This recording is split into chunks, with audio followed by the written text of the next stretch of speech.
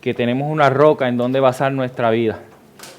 Y tenemos un ancla en que ciertamente no nos moveremos. Podrán venir tormentas y como vamos a ver a continuación, vendrán vientos y vendrán todo tipo de ataques. Pero en Cristo Jesús nosotros estamos seguros y firmes. Amén. Hoy continuaremos.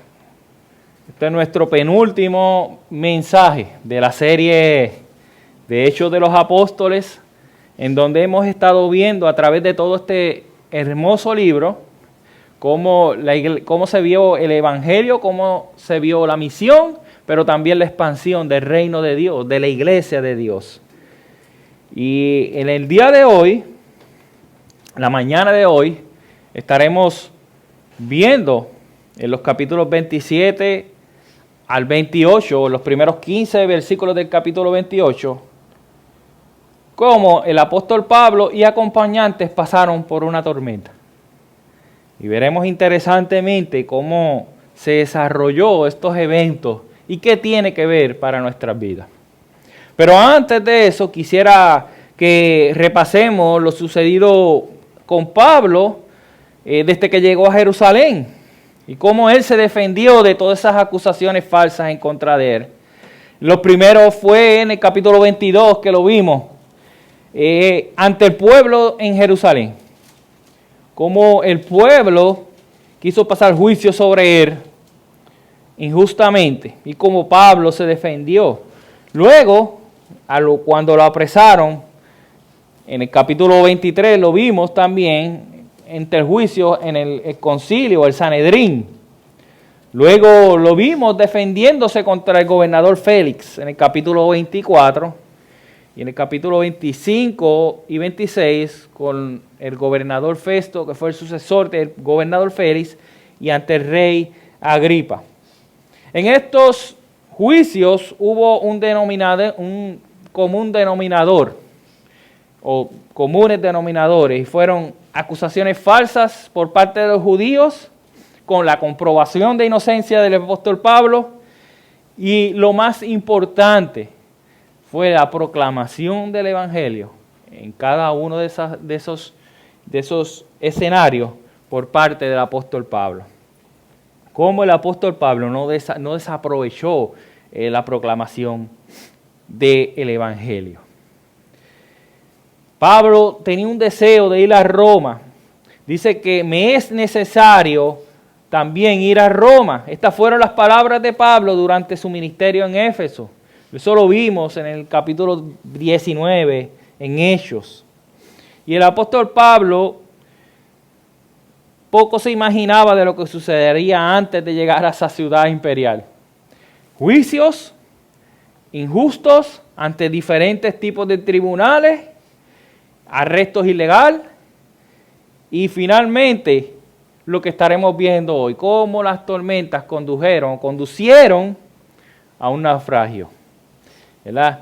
Por largo tiempo había querido Pablo predicar el Evangelio en Roma y después ir a España. Esos eran sus planes. En el libro de Romanos nosotros vemos eso, cómo Pablo tenía ese deseo de ir a Roma, pero después ir a Tarsis, a España. Ese era su deseo.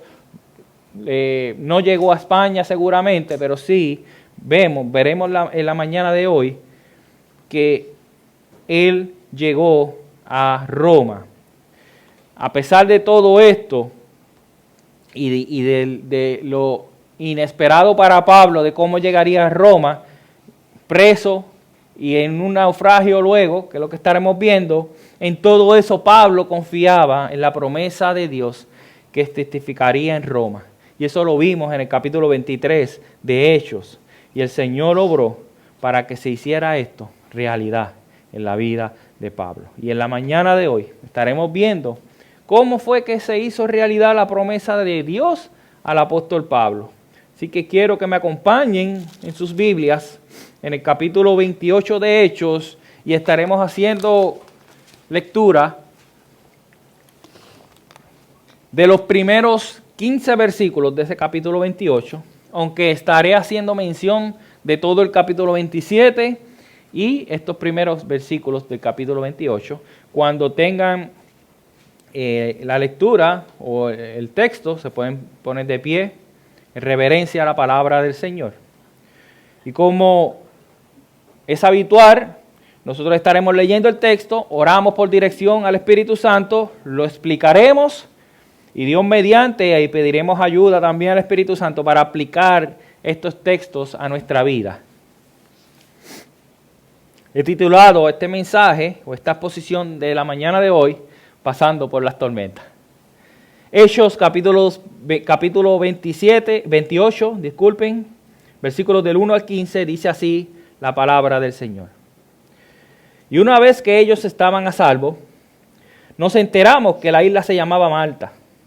Y los habitantes nos mostraron toda clase de atenciones, porque a causa de la lluvia que caía y del frío, encendieron una hoguera y nos acogieron a todos. Pero cuando Pablo recogió una brazada de leña y la echó al fuego, una víbora salió huyendo del calor y se le prendió en la mano. Y los habitantes, al ver el animal colgado de su mano, decían entre sí: sin duda este hombre es un asesino, pues aunque fue salvado del mal, justicia no le ha concedido vivir. Pablo, sin embargo, sacudiendo la mano, arrojó el animal al fuego y no sufrió ningún daño. Y ellos esperaban que comenzara a hincharse o que súbitamente cayera muerto. Pero después de esperar por largo rato y de observar nada anormal en él, cambiaron de padecer y decían: era un dios. Cerca de allí habían unas tierras que pertenecían al hombre principal de la isla, que se llamaba Publio, el cual nos recibió y nos hospedó con toda amabilidad por 3 días. Y sucedió que el padre de Publio yacía en cama, enfermo con fiebre y disternia. Y Pablo entró a verlo, y después de orar, puso las manos sobre él y lo sanó. Cuando esto sucedió, los demás habitantes de la isla que tenían enfermedades venían a él y eran curados. También nos honraron con muchas demostraciones de respeto, y cuando estábamos para zarpar, nos suplieron con todo lo necesario. Y después de 3 meses nos hicimos a la vela en una nave alejandrina que había invernado en la isla y que tenía por insignia a los hermanos gemelos. Cuando llegamos a Siracusa, nos quedamos allí por 3 días. Y zarpando de allí, seguimos la costa hasta llegar a Regio. Y al día siguiente se levantó un viento del sur, y en 2 días llegamos a Puteoli. Allí algunos hermanos que nos invitaron a permanecer con ellos por 7 días, y así llegamos a Roma. Cuando los hermanos tuvieron noticia de nuestra llegada, vinieron desde allá a recibirnos hasta el foro de Apio y las 3 tabernas. Y cuando Pablo los vio, dio gracias a Dios y cobró ánimo. Amantísimo Padre Celestial, bendita sea tu palabra. Padre, hemos leído tu palabra y ahora te pedimos que a través del Espíritu Santo nosotros seamos sensibles a tu palabra. Si tenemos que hacer cambio a nuestra vida, que así sea. Y si tenemos que recibir aliento, así sea, Padre. Ayúdame, Padre, a ser fiel a tu palabra y a explicar el texto con claridad. Ayúdanos también, Padre, a aplicar esto a nuestras vidas. En el nombre de Jesús. Amén y amén. Pueden sentarse.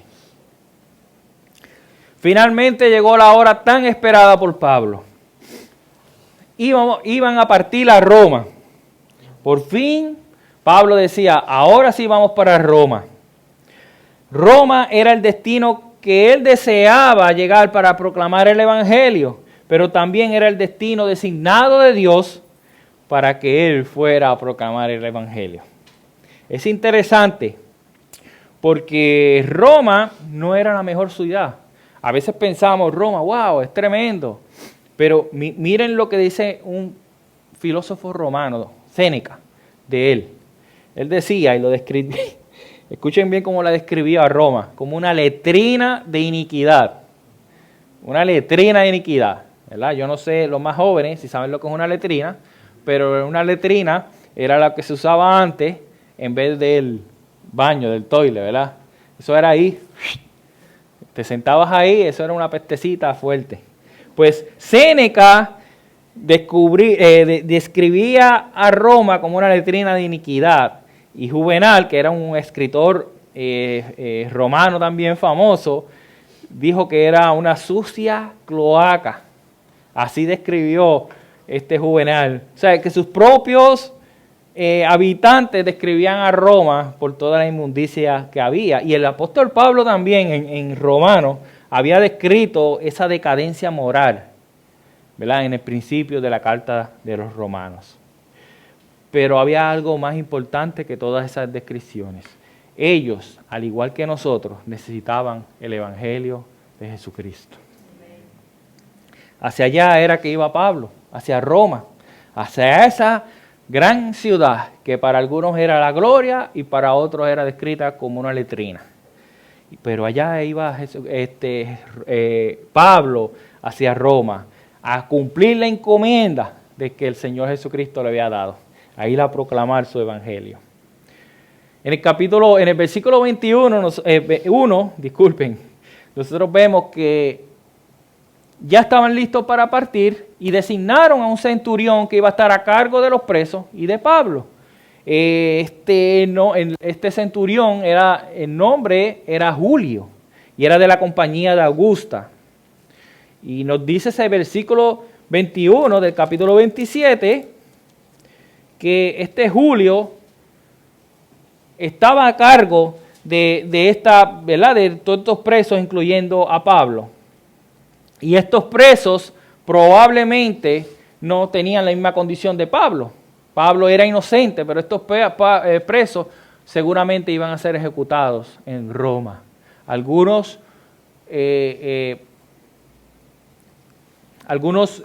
teólogos piensan que ellos iban a servir en los circos romanos, en donde esos circos los tiraban y los animales los mataban para la diversión de la gente. Pero Pablo era inocente y iba con eso.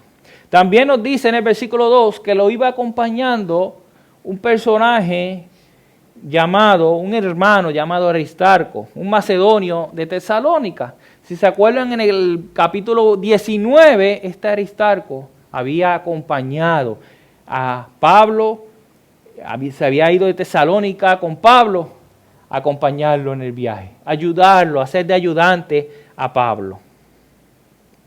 Y la primera parada que hicieron ellos, después de zarpar, fue en Sidón. En el versículo 3 nos dice que al día siguiente llegaron a Sidón. Y miren esto, Julio trataba con benevolencia a Pablo. ¿Por qué trataba con benevolencia a Pablo? Porque él le permitió que Pablo fuera atendido por sus amigos, por cristianos allá en Sidón. Él hizo que Pablo le dio el permiso. Pablo, te pueden servir, puedes estar con tus amigos. Un preso normal, no le iban a dar esas atenciones. Luego nos dicen que partieron navegando cerca de Chipre, de la isla de Chipre, con vientos contrarios. Y pasaron cerca de Cilicia y Panfilia.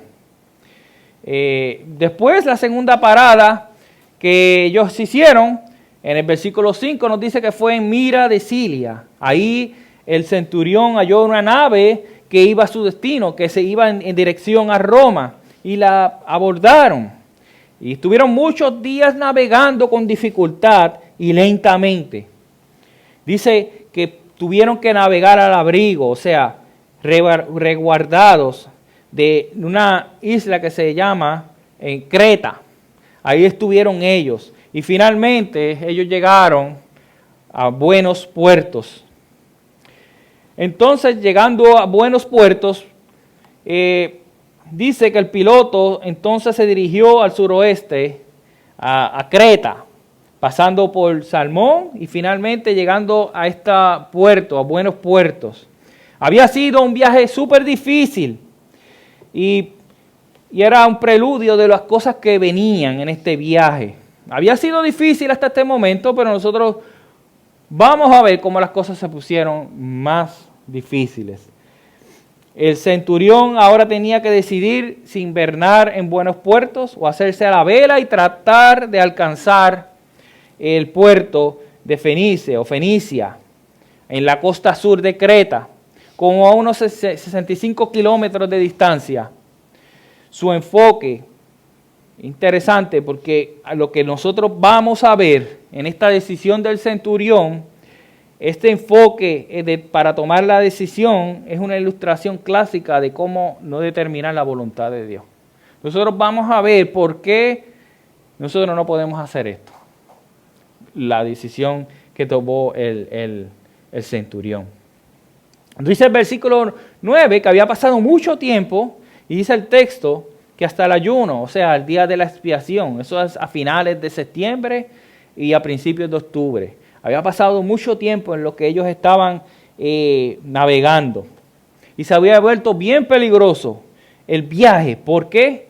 Porque navegar era difícil desde mediados de septiembre hasta mediados de noviembre. Pero imposible de mediados de noviembre hasta febrero. Y recuerde, Lucas dijo que estaban viajando y había llegado hasta el ayuno, o sea, finales de septiembre y principios de octubre. Y por eso en ese momento era súper difícil en navegar en ese momento.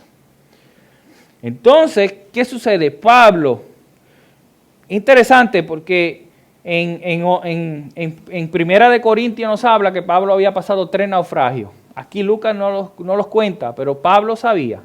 Y también dejándose llevar por la guía del Espíritu Santo, los amonestaba y le decía que de seguro sería un viaje con prejuicio y con grandes pérdidas, o sea, prejuicio, con violencia, con mucho daño. Iba a ser un viaje terrible y Pablo quería que ellos no salparan, que se quedaran ahí. Pablo les dice, no tan solo de las cosas materiales, pero también nuestra vida puede estar en riesgo. Y Pablo le dijo eso. Pero en los versículos del 11 al 12 nosotros vemos que el comandante no le hizo caso a Pablo, sino le hizo caso al piloto y el capitán.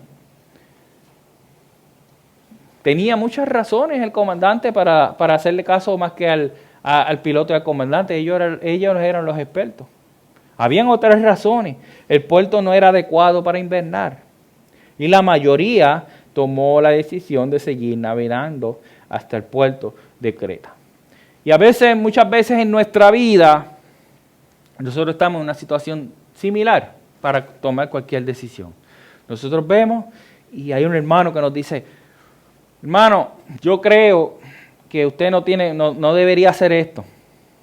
Entonces nosotros cogemos y empezamos a llamar a los expertos. Y vienen los expertos. Y de momento todo el mundo viene y te dice, no, haz eso, tú estás bien, hazlo. Y tú dices, la mayoría manda, vamos a hacerlo. ¿Y qué sucede? Sucede lo mismo que lo que vamos a estar viendo a continuación. Llegan las tormentas a nuestra vida por una mala decisión que tomamos. Miren lo que dice. En el versículo 13 dice, cuando comenzó a soplar un viento moderado, viento del sur, recuerden, estaban en un time frame o en un tiempo, en un periodo que era imposible navegar, era tan difícil. Y entonces ellos dicen, espérate, comenzó a soplar un viento moderado, un vientito, olvídate, creyendo que habían logrado su propósito, levantaron anclas y a navegar costeando a Creta. ¿Quién tuvo la razón? ¿Pablo o los expertos? Y yo me imagino que ellos estaban diciendo, viste, tuvimos la razón. Igual que nosotros cuando me la comí. Mira, las cosas están sucediendo lo más bien. Me dijeron que iba a ser una tormenta en mi vida, pero mira, lo que ven, un par de sacudones. Pero en el versículo 14, ahí que comenzó las cosas a ponerse difíciles. Nos dice que comenzó a soplar un viento huracanado desde tierra. Y yo sé que nosotros sabemos muy bien qué tipo de vientos ellos experimentaron.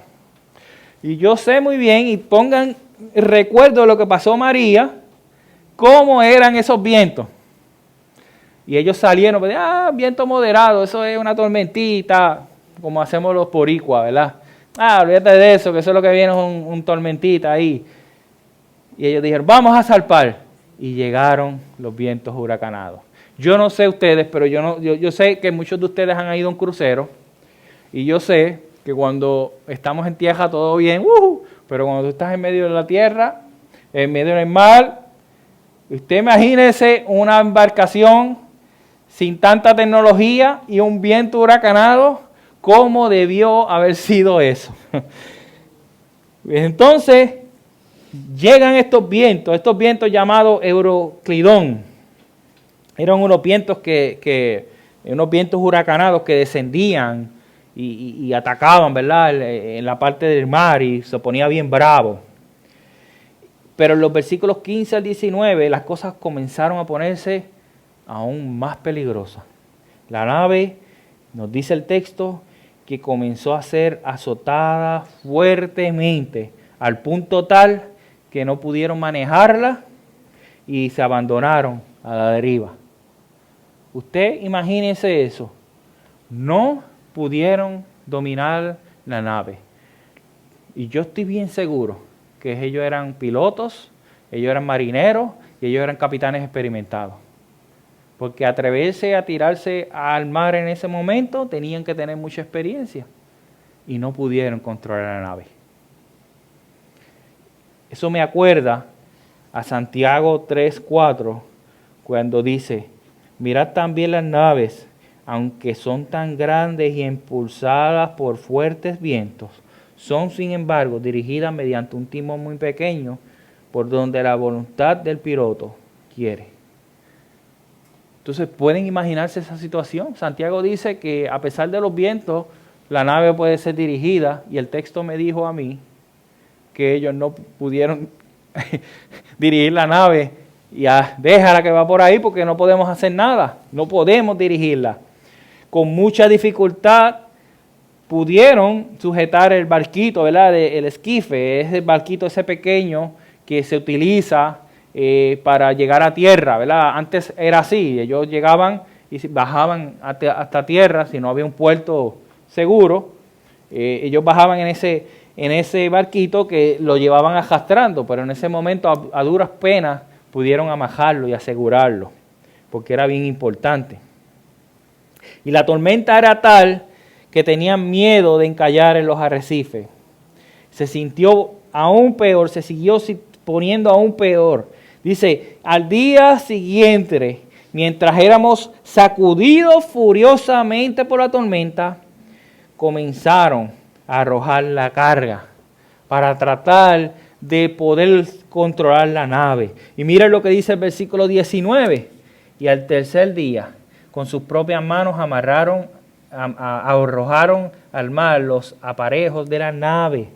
Ellos siguieron poniendo liviana la nave para poder tratar de controlar esa nave, el barco. Pero ¿qué sucedió? Estaban tan abrumados por la tormenta que estaba ocurriendo que perdieron las esperanzas. Ellos pierden las esperanzas de vida, de llegarse a vida. Mira lo que dice el versículo 20 y 21. Como ni el sol ni las estrellas aparecieron por muchos días, una tempestad no pequeña se abatía sobre ellos. Desde ahí fuimos abandonados. Desde entonces fuimos abandonando toda esperanza de salvarnos. Cuando habían pasado muchos días sin comer, Pablo se puso de pie en medio de ellos y dijo, amigos, deberías haberme hecho caso y no haber zarpado de Creta, evitando así este perjuicio y pérdida. Ahí el apóstol Pablo, debido a que las cosas empeoraron cada vez más al tal punto que ni el sol ni las estrellas ellos podían ver. Usted imagínense en esa tormenta. Eso es de miedo, porque a veces estamos aquí y hay una tormenta como un huracán y nos da miedo. Imagínense en un barco, sin ver el sol, y ver eso ahí pelú, como decimos nosotros. Y Pablo, al ver la situación, como líder, le impartió ánimo. Pero primero le reclamó y le dijo, hey, si me hubiesen hecho caso, esto no hubiese sucedido. Si me hubiesen hecho caso. Y eso, muchas ocasiones, nosotros vemos, hermanos, que nosotros lo podemos aconsejar. Y lo podemos aconsejar. Y no nos hacen caso. Entonces nosotros vamos a alentarlos. Claro que sí, pero tenemos que recordarles. ¿Te acuerdas que te lo dije? ¿Por qué? Porque nosotros los seres humanos necesitamos que nos confronten. ¿Para qué? Para que cuando vuelva a una situación similar, uno se acuerde del cantazo que nos dieron y diga, espérate, no. Yo voy a hacerle caso al consejo del hermano, yo voy a hacerle el caso al consejo de Dios. Muchas veces nosotros necesitamos. Y Pablo no se quedó callado. Imagínense Pablo. Hey, si me hubiesen hecho caso, esto no hubiese pasado. Pero les exhortó a tener buen ánimo. Dice, pero ahora os exhorto a tener buen ánimo, porque no habrá pérdida de vida entre vosotros, sino solo el barco. Ahí Pablo, como un buen líder, le impartió ese ánimo a los tripulantes. Y les exhortó a tener buen ánimo con seguridad. Les dijo que el barco se perdería, pero sus vidas estaban seguras. ¿Y cuál era la causa de esa seguridad? Pues en el versículo 23 al 26 vemos que la seguridad no provenía del conocimiento que tenía Pablo, sino provenía de Dios que le dio la seguridad que nadie moriría. En el versículo 24 nos dice que un ángel del Dios le dijo que no temiera, porque iba a compadecer al César. Pero también, una vez más, Pablo les dijo a ellos que su confianza provenía de Dios. En el versículo 25, por tanto, tened buen ánimo, amigos, porque yo confío en Dios.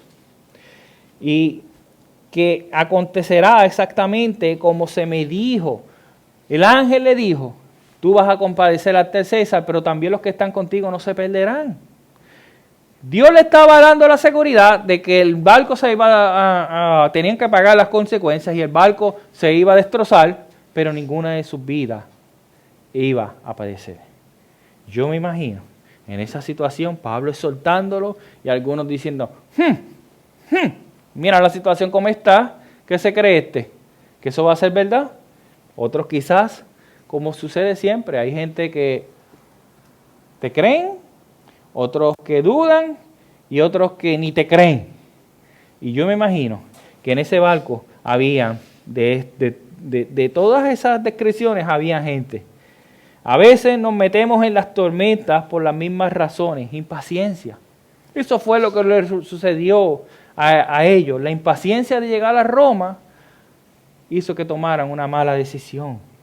Aceptar consejos expertos que son contrarios a la voluntad de Dios.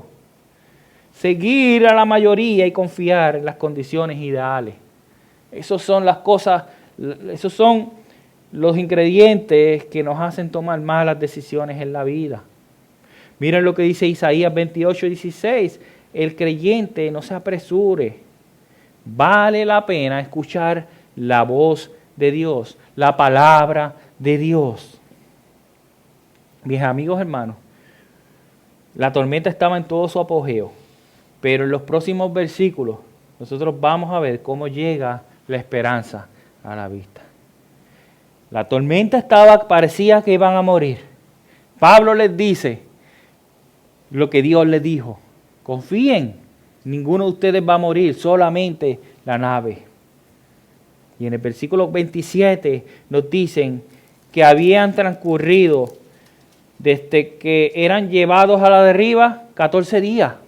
Usted imagina, 14 días ellos estaban por ahí sin rumbo, dejándose llevar en una tormenta que cada vez se ponía más intensa, como las tormentas que ocurren en nuestra vida. Como decimos nosotros, llueve y no escampa. Y cuando viene una situación, yo no sé ustedes, pero a veces llega una situación y parece que esa es la puerta, la llave, porque entran y empiezan a llegar a la situación y dicen, wow, esto llueve y no escampa. Así estaban ellos en esa situación. Seguía y amanecía otro día, o ellos no sabían si amanecía, pero ciertamente llegaba otro día y estaban en tormenta. Pero a eso de medianoche los marineros presintieron que se estaban acercando a tierra. Y entonces los marineros comenzaron a actuar. Y ellos echaron la primera sonda la primera vez, 20 brazas, que son 110 pies. Más adelante echaron la brasa, habían 15 brazas. Echaron la sonda, 15 brazas, 82 pies y medio más o menos. ¿Y qué hicieron ellos? Ellos echaron 4 anclas en la popa, por la parte de atrás, la parte posterior. Echaron 4 anclas. Y ellos ansiaban que amaneciera.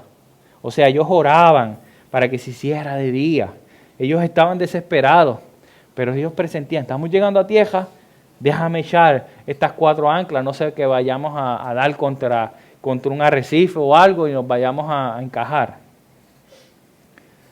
Pero en los versículos del 30 a 32 se desató un drama.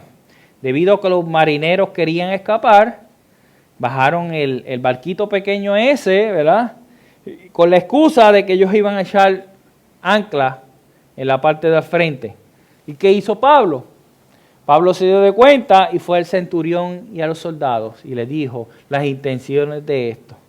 ¿Y qué hicieron los soldados? Actuaron rápidamente y cortaron todas esas sogas para que ellos no pudieran escapar, porque si escapaban no iban a tener esperanzas de vida.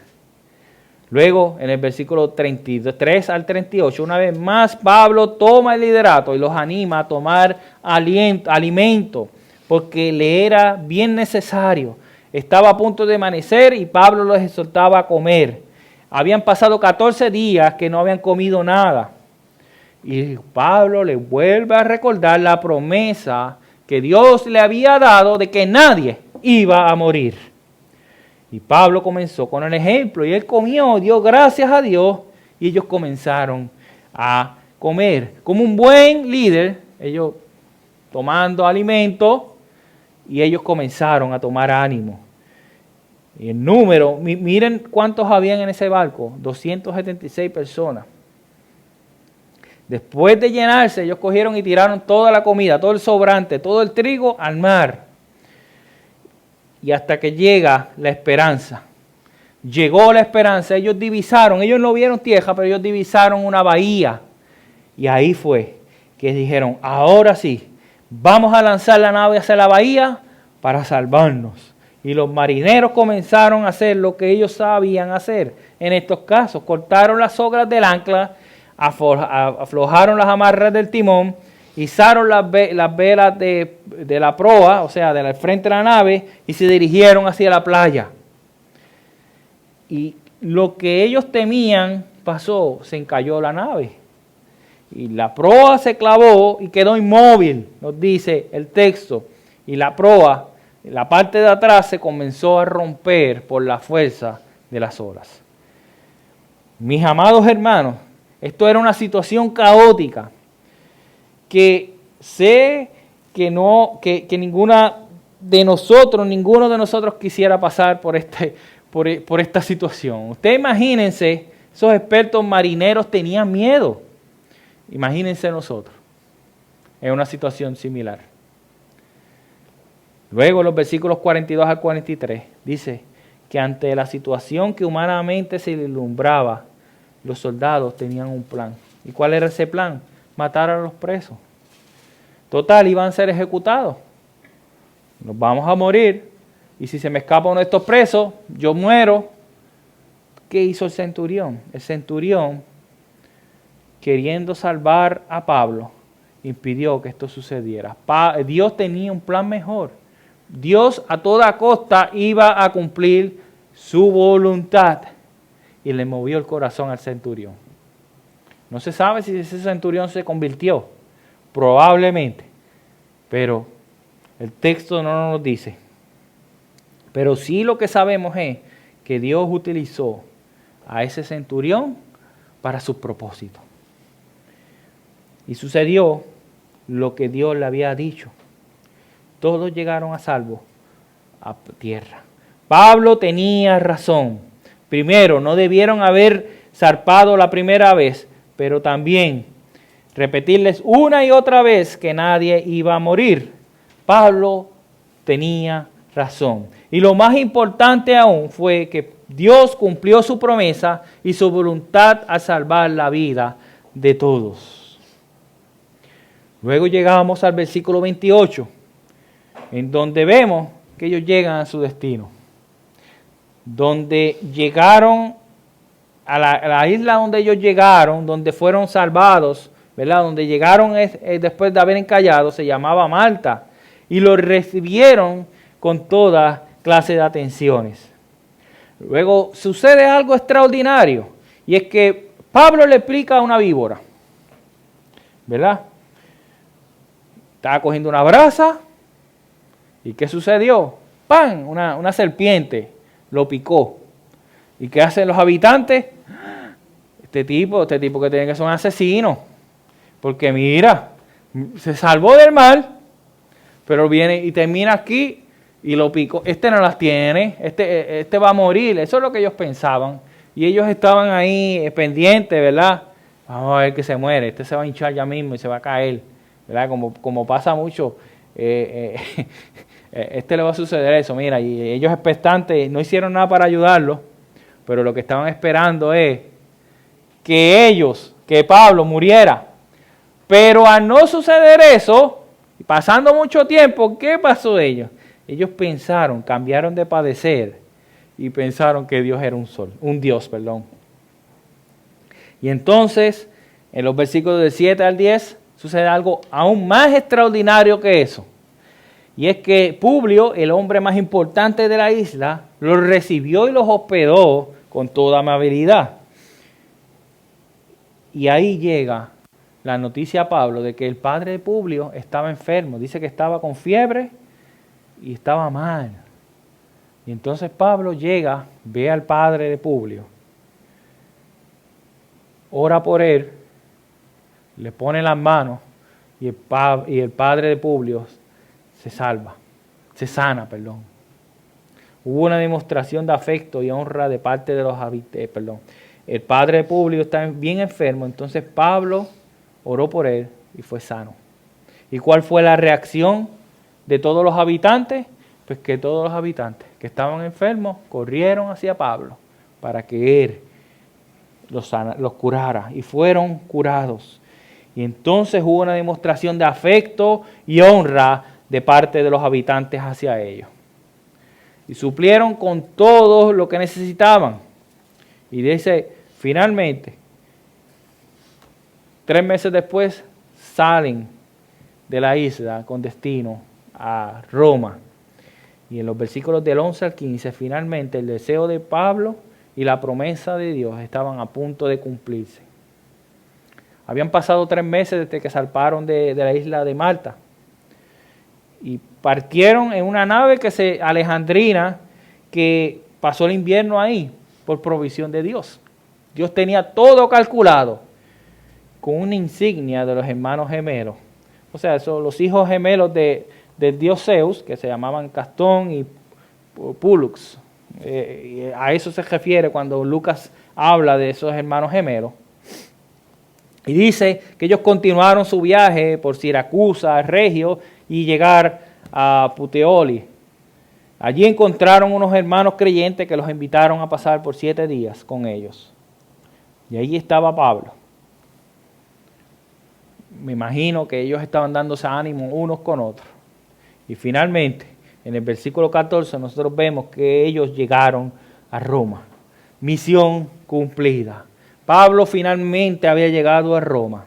Dios cumplió su promesa de que llegaría a Roma con vida. Pero las noticias no se hicieron esperar. Y cuando los hermanos de Roma escucharon la noticia, ellos vinieron a recibirlo, escúcheme bien, hasta el foro de Apio. Y dice, está bien, foro de Apio. Y nos podremos imaginar que ellos llegaron a Roma y estaban en un sitio, como la plaza del mercado, y los recibieron ahí, ¿no, mis hermanos? El foro de Apio era una estación, en ese viaje hasta Roma, esa carretera hasta Roma, que estaba a 70 kilómetros de Roma. Y ellos salieron de Roma y fueron hasta Apio a recibir a Pablo. Y después dice que las 3 tabernas, que eran un poco más cerca, una estación que estaba a 54 kilómetros, también fueron a recibir a Pablo. ¿Y qué sucede? Y cuando Pablo los vio, dio gracias a Dios y cobró ánimo. La tormenta había pasado. Dios había cumplido su promesa y Pablo había llegado a Roma.